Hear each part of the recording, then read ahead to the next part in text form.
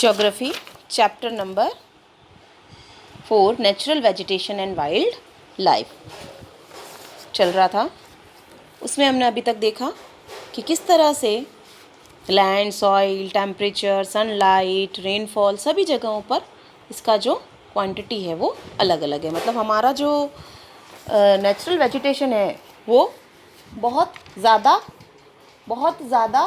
Varieties लिए है, ठीक है ना। मतलब हमारी जो नेचुरल क्लाइमेट है हमारा, उसके अंदर कितने खूब बहुत सारी वेराइटीज़ लिए हुए। हमारा नेचुरल वेजिटेशन जो है वो बहुत ज़्यादा वेराइटीज़ में अवेलेबल है, जहाँ पर सनलाइट अलग अलग रेंज में आती है, सॉइल है तो डिफरेंट टाइप में मिलती है, टेम्परेचर है तो वो डिफरेंट फॉर्म में मिलता है, ठीक है ना। तो ये सारा हमने जाना। उसके बाद हमको जाना था टाइप्स ऑफ वेजिटेशन। तो the following major types of vegetation may be identified in our country. तो 5 टाइप्स बताए थे मैंने। Tropical evergreen forest, tropical deciduous forest, tropical thorn forest and shrubs, mountain forest and mangrove forest. तो सबसे पहले हमारा जो आएगा वो है ट्रॉपिकल एवरग्रीन फॉरेस्ट। तो ट्रॉपिकल एवरग्रीन फॉरेस्ट, नाम से ही पता चल रहा है एवरग्रीन मतलब सदाबहार, जो हमेशा कैसे रहते हैं, हरे भरे रहते हैं, जहाँ पर पत्तियाँ कभी ख़त्म नहीं होती, या हम ये कह रहे हैं नॉर्मल लैंग्वेज में, जहाँ कभी पतझड़ का मौसम नहीं आता है ना। तो यहाँ के जो पेड़ है वो सदा कैसे रहते हैं, हरे भरे, एवरग्रीन, हमेशा हरे भरे रहते हैं। तो these forest are restricted to heavy rainfall area of the western Ghats and the island group of Lakshadweep, Andaman Nicobar, upper part of Assam and Tamil Nadu coast, ठीक है। तो मोस्टली यहाँ पर क्या होगा कि जो रेनफॉल होगी वो बहुत ज़्यादा हैवी होगी। तो यहाँ नियर अबाउट 200 सेंटीमीटर की रेनफॉल आपको मिलेगी। मतलब 200 सेंटीमीटर की रेनफॉल यहाँ होती है, इतनी ज़्यादा हैवी रेनफॉल है। तो ये चीज़ें कहाँ मिलेंगी आपको, ये जगह जो है वो कहाँ मिलेंगी, ये आपको मिलेंगी वेस्टर्न घाट्स के आसपास। आइलैंड ग्रुप जो है हमारा, देखिए अरेबियन सी में भी है, बे ऑफ बंगाल में भी, आपको अच्छे से पता है। लक्षद्वीप है एक तरफ, और एक तरफ अंडमान निकोबार है, और अपर part of Assam and Tamil Nadu, यहाँ आपको ये फॉरेस्ट है वो मिल जाएंगे, ठीक है।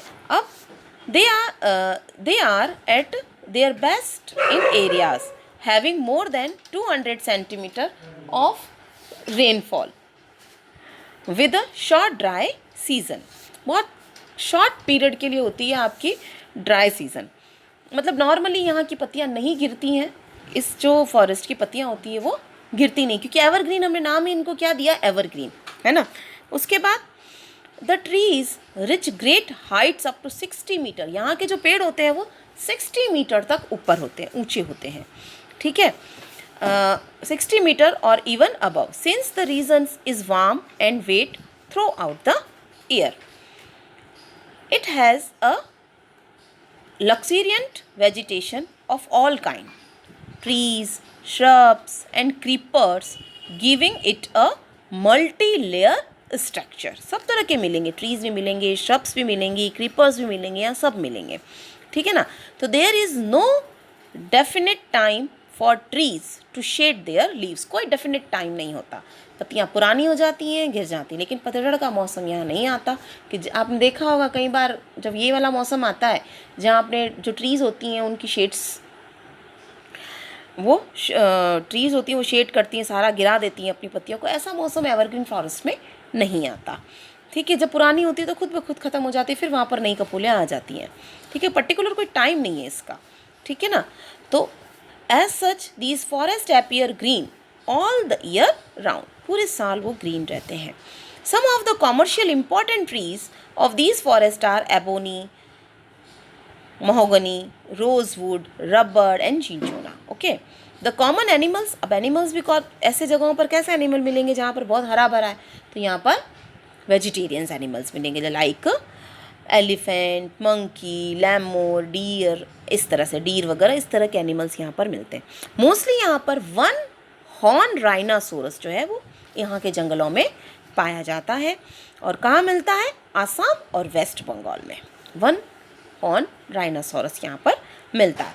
Besides these animal plenty of birds, bats, sloth, scorpion and snail are also found in these jungles. Okay, तो ये तो हमने जाना अभी एवरग्रीन फॉरेस्ट के बारे में. अब हम बात करेंगे ट्रॉपिकल डेसिडियस फॉरेस्ट के बारे में. तो there are the most wide spread forest of India.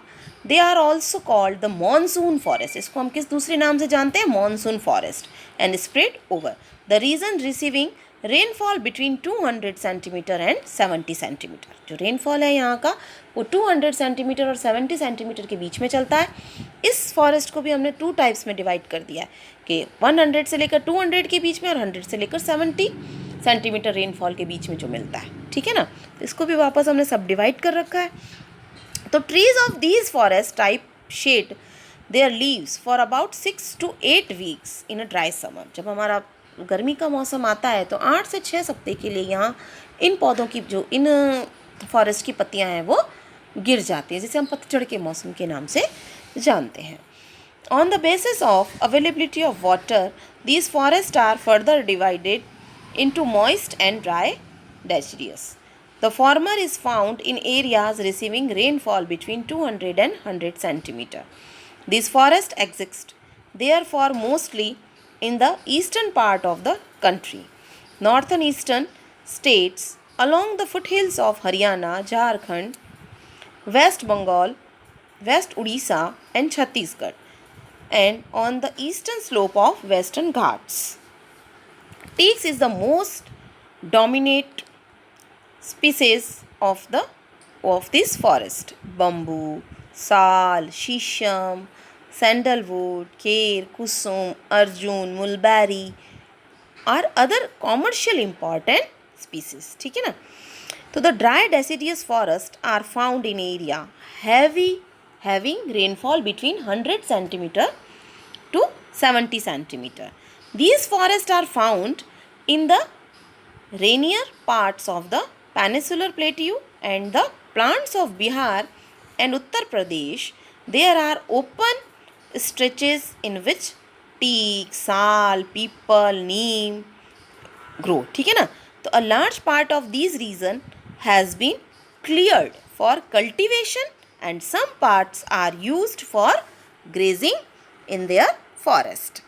The common animals found are lion, tiger, pig, deer and elephant.